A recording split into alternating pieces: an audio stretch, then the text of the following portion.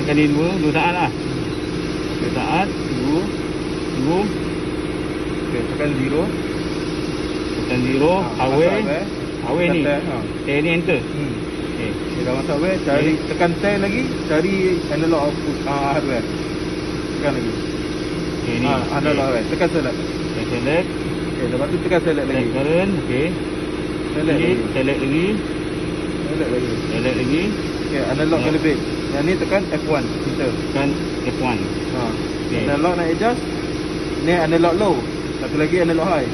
Nak analog low, tekan je OK ni. Oh, kalau aku nak bagi high, tekan ni. High tekan F1. F1 lagi. Ni analog high. Okey. Baru tekan OK. Ni low high. Okey, lepas tu tekan OK. Tekan OK. Tekan OK. Kat sini nak adjust dia. 4 mA low high, main arrow ni je. Lepas tu dah OK, tekan OK. Dah dapat tu tekan je OK. Lepas tu home tekan 0 sampai balik home. Okey. Ni sekarang tekan cancel. Okey. Sebab tadi dah adjust. Okey, cancel lagi. Tekan 0. 0. Dia dah pergi main dah ni. Dah main, terus tekan balik button, 2 button tadi. Okey, stop.